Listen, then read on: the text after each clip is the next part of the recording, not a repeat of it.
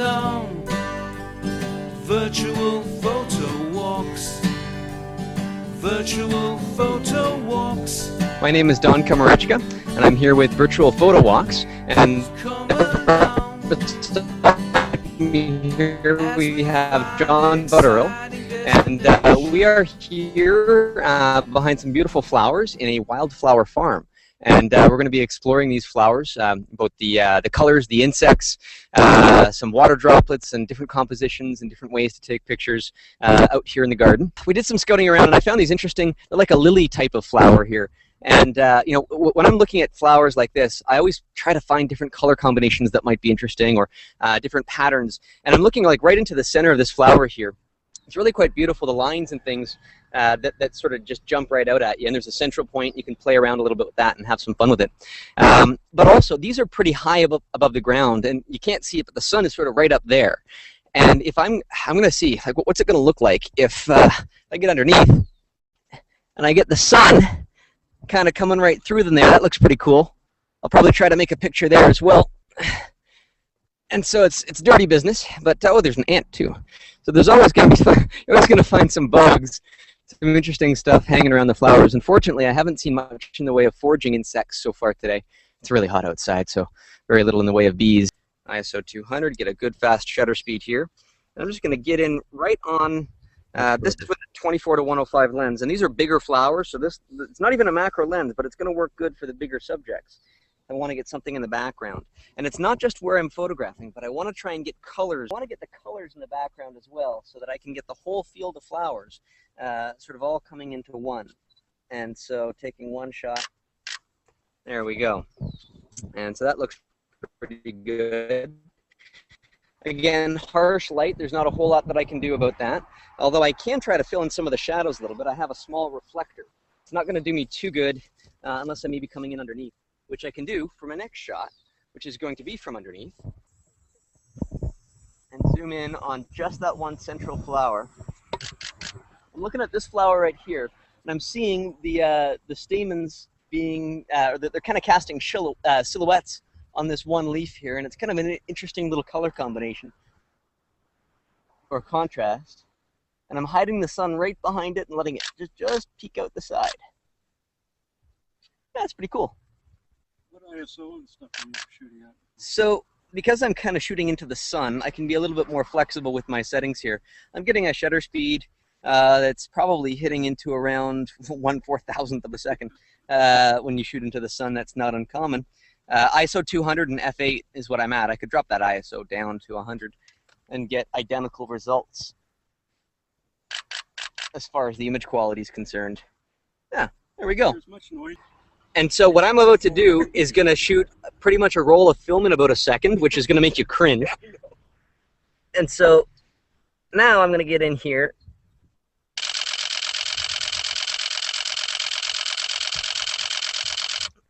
There's your roll of film. And I'm going to bet almost all of these are out of focus. And I'm introducing another problem with this particular setup as well. It's because when I'm right over top of the camera like that, if you can, or on top of the flower, my lens is casting a shadow. So I have to be very, very particular. I might even have to approach it from a more of a side angle, because my shadow is going to create all sorts of problems. And I can use flash to try and fix that, but only if I'm completely covering it. I might get something useful out of that. But now let's take it a step further. When I'm taking photographs, I'm always building a scene. I'm always adding different ingredients together. And so I've got this little spray bottle here. And I'm going to take this and I'm going to spray this flower. So now I've got tons of little water droplets all sitting on the surface of those flower petals. Yeah. And so now that's the missing piece of this puzzle. I'm going to take this and jump right in on that. Oops. Helps if I point the flash in the right direction. There you go. There we go. There's an award-winning shot, I hope. Hopefully I got enough to make something work out of that. Oh, that looks beautiful. All right. And again, an entire day could be spent right here in this patch of boring blue grass. So John, I have a question. That's the world of macro photography. in today's technology where people are shooting with their smartphones, what type of suggestions does he have for people that want to shoot similar type of close-ups of bugs, flowers, and water droplets on tall grass with a smartphone? Have you tried to do much close-up stuff with smartphones? I have. Not often, though. What I would try to do if you're using a smartphone is to use a close-up filter. They make them for digital SLRs. They're effectively reading glasses for your camera. Yeah. And so they'll just sit on the front of it. And you can hold them in place. You don't have to get anything fancy. I bought a kit for my digital SLRs. $20 got me 4 different filters, some of them pretty extreme. And I just worked with that. It's fun. And you can put them in front of anything. Point-and-shoot camera, a cell phone camera, just put anything. These look beautiful. So I've got lots of different reds and pinks and purples happening in here. But unfortunately, not a whole lot in the way of insect life. In some of these flowers, though, if you look closely, and I would spend maybe about an hour or so looking around, seeing what kind of interesting insects I might find. These make great homes for crab spiders.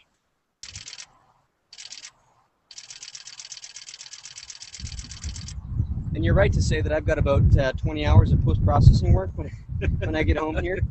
It's not going to be any shorter than that. But I'm happy with that. All right. So, you know, what might be an interesting view next time, John, if Don is willing, is to maybe share with us some of his, you know, a short show on some of his post-processing work. Handlers, show that. It's kind of boring, though. You don't want to sit through all 20 hours of it. Well, be like a summary of what it takes to get something done. I'm sure I can distill it down to be enjoyable over about a half an hour or so, just to get the general idea, the general workflow. Yeah, that'd be great. And what I'm going to do is I'm going to look through the viewfinder, and I'm going to have something roughly in focus. But then I'm going to spin the camera, and I'm going to zoom the camera at the same time. That's true. So in this case here, now I've got these colors, and I'm not going to play around with just the flowers, because if I did that, it might be pretty boring from this angle anyhow. Shooting in behind, there's lots of sunlit dirt and things that are not very interesting. But if I take the camera, and I zoom in to a certain degree, and I just spin the camera as I take that image, I get a very interesting swirl effect happening. And I can spin the camera and move the camera along in very interesting ways. And by doing this, and by sometimes your approach is going to be wildly different, it's really, some people can even call this camera tossing, where people will set their camera on a 2-second timer and then throw it in the air. Right. I don't recommend doing that. Off we go.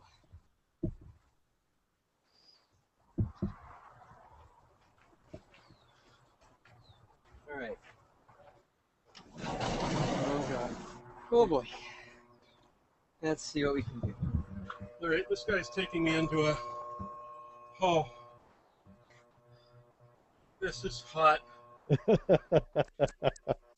we're going to go in here for a couple of minutes.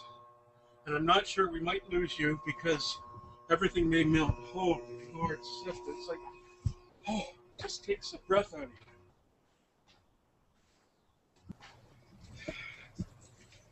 Set your camera up there, John, and we'll get our flower here. We're going to spray this web with water. My spray bottle is running a little low.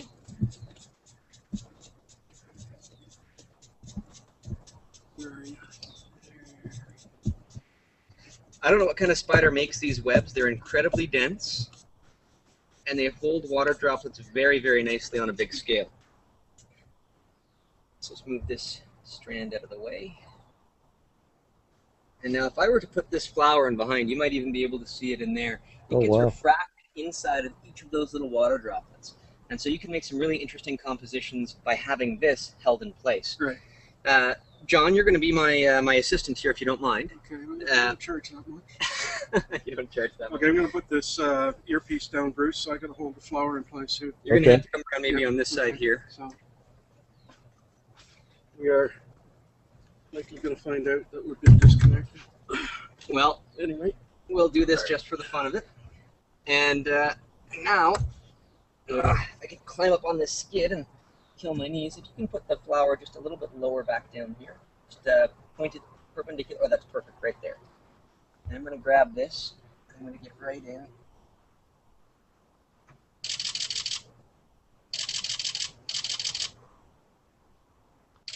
Okay. All right. That's about all we can handle from in here.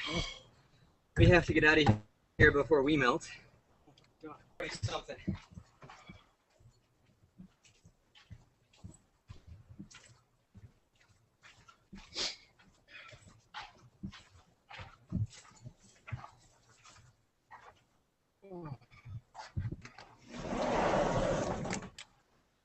Did I get anything? Oh, did I ever? It looks almost like fish eggs, this one, John. It does. Let's zoom in on that there. It does look like roe. It really does. Yeah. See if you can put it up to the thing and see if we can. Kind of in the sunlight here at the moment, but if we can kind of get a bit of shade on it. I'll be posting this one online for sure. Yeah, so this was really fun with Don and VirtualPhotoWalks. And where are we going? We're at the Wildflower Farm near Warminster. Warminster. Not open to the public, but they were nice enough to let us come by. They do sell wildflower seeds and stuff online, though, if anybody wants to have their own garden to poke around in. Good place to plus or which? That's wildflowerfarm.com. Okay, there's your plug, guys. There you go. We'll see you again. All right, thanks. All right, take care, guys. Thanks, Don. Virtual photo